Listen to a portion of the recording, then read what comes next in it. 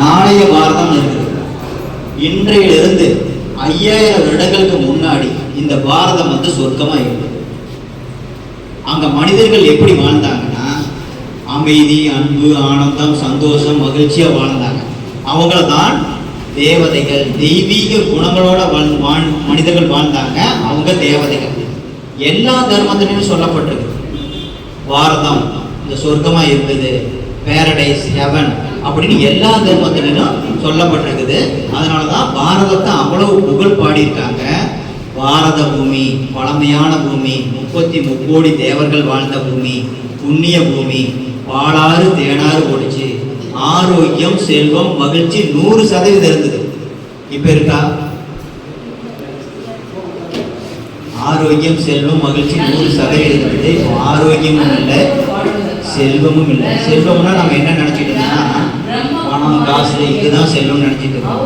ஆனா அது மட்டும் செல்வம் இல்லை. அதுவும் செல்வம் தான். நம்மளுக்குள்ள அமைதிங்கிற செல்வம் இருந்தது, அன்புங்கிற செல்வம் இருந்தது, மகிழ்ச்சிங்கிற செல்வம் இருந்தது, தூய்மைங்கிற செல்வம் இருந்தது, ஞானங்கிற செல்வம் இருந்தது, சக்திங்கிற செல்வம் இருந்தது. இதுதான் 16 கலைகள், குணங்கள். 16 பெற்று பெருவாழ்வாள்கள் சொல்லியிருப்பாங்க, கேள்விப்பட்டிருப்பீங்க. 16 செல்வங்களோட வாழ்ந்ததுனால நம்ம அந்த மாதிரி வாழ்க்கைக்கு வாழ்ந்தவங்களுக்கு இன்ன வரைக்கும் நம்ம கோயில் கட்டி வழிபட்டு இருக்கோம். சொல்லுவாங்க மனிதனும் தேவனாகலாம் அப்படின்னு சொல்லுவாங்க. அப்போ மனிதன் எப்படி தேவதையாக முடியும்? தேவனாகலாம். யார் ஆக்குறது? நம்மளுக்குள்ள தெய்வீக குணங்கள் இல்லை. எந்த ஸ்கூல்ல படிக்கிறது, எந்த காலேஜில் படிக்கிறது? இதுக்கு தன்னை உணர்ந்து கொள்ள வேண்டும். சொல்லுவாங்க தன்னை உணர்ந்தால் தலைவனாகலாம், உன்னை உணர்ந்து கொள் உலகையே ஆளலாம். அப்போ நான் யார் அப்படிங்கிறது தெரிந்து கொள்வதுதான் இந்த ஞானத்தினுடைய முதல் படியா இருக்கு, முதல் பாடமே. எல்லாருக்கும் விவேகானந்தர் தெரியுமா? விவேகானந்தர் முதல்ல அவருடைய குரு சந்திக்க போறார், ராமகிருஷ்ண பரமஹம்சர். போய் கதவை தட்டுறாரு. ராமகிருஷ்ண பரமஹம்சர் வீட்டை கதவை தட்டுறாரு. உள்ள இருக்கிற பரமஹம்சர் கேட்கிறாரு, வெளியே இருக்கிற விவேகானந்தர் பார்த்து கேட்கிறாரு, யாரு நீ அப்படின்னு கேட்கிறாரு. நம்ம வீட்டில் யாராச்சும் கதவை தட்டினா கேட்போம்ல, யார் நீங்க என்ன? அதுக்கு உள்ள வெளியிருக்கிற விவேகானந்தர் சொல்றாரு, அதை தெரிஞ்சுக்கலான்னு தான் உங்கள்கிட்ட வந்தேன், நீங்க சொல்லுங்க நான் யார்.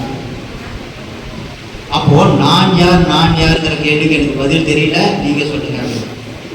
இதுல ஒரு நாளைக்கு நம்ம எத்தனையோ முறை 2 விஷயங்கள், 2 வார்த்தைகளை நம்ம அதிகமா யூஸ் பண்ணுவோம். ஒன்று நான், இன்னொன்று என்னுடையது. நான் போனேன், நான் செஞ்சேன், நான் பார்த்தேன், நான்கிறது அதிகமாக யூஸ் பண்ணுவோம். இன்னொன்று என்னுடையது. என்னுடைய வீடு, என்னுடைய கணவன், என்னுடைய குழந்தை, என்னுடைய ஆபீஸு அப்படின்னு என்னுடையது நிறையா யூஸ் பண்ணுவோம். இதுல நான்கிறது யாரு, என்னுடையதுங்கிறது என்ன? இப்போ என்னுடையதை வச்சு நம்ம யாருன்னு கண்டுபிடிக்கலாம். சரிங்களா? என்கிட்ட ஒரு மொபைல் இருக்கு, அந்த மொபைல் யாருன்னு கேட்டால் என்னுடையது சொல்லுவோம். ஆனால் நான் மொபைல் ஆனால் இல்லை, ஃபோன் வேறு, நான் வேறு. அதே மாதிரி மைக்கு என்னுடையது, எனக்கு உரிமையானது, ஆனால் நான் மைக் இல்லை. அதே போல் இந்த ட்ரெஸ்ஸு என்னுடையது, ட்ரெஸ்ஸு வேற, நான் வேற. அதே போல் இந்த கை இருக்குது, இந்த கை என்னுடையதா இல்லை நானா? இப்போ டாக்டர்கிட்ட போகிறோம். டாக்டர்கிட்ட போனோன்னே டாக்டர் என்னுடைய கை வலிக்குது டாக்டர் அப்படிதான் சொல்லுவோம். நான் கை வலிக்குதுன்னு சொல்லுவோமா? என்னுடைய கையே, என்னுடைய காலு, என்னுடைய கண்ணு அப்படின்னு என்னுடையது தான் சொல்லுவோம். அப்போ அது ஒட்டுமொத்த உடலே என்னுடையது, ஆனால் நான் உடல் இல்லை. அப்ப நான் யார்? உடலும் உயிரும் இணைந்தால்தான் மனிதன். ஏன் மனிதனுக்கு மனிதன் பேர் வந்தது? மணினா அந்த உயிர், தன்னுனா உடல், ரெண்டும் இணையும் போதுதான் மனிதன். இந்த படத்துல பாருங்க, இந்த நம்ம எல்லாருமே என்ன நினைச்சிட்டு இருக்கிறோம்னா, இந்த உடலுக்கு என்னைக்கு இருந்தாலும் அழிவு இருக்குது. இந்த அழியக்கூடிய உடல் தான் நம்ம நினைச்சிட்டு இருக்கிறோம். இது 5 தத்துவத்தால் ஆனது, நீர், நிலம், நெருப்பு, காற்று, ஆகாயம். இந்த உடலுக்கு என்னைக்கு இருந்தாலும் அழிவு இருக்குது. ஆனா இந்த அழியக்கூடிய உடலை நடத்தக்கூடியது, வழி நடத்தக்கூடியது அழியாத ஒரு உயிர் சக்தி.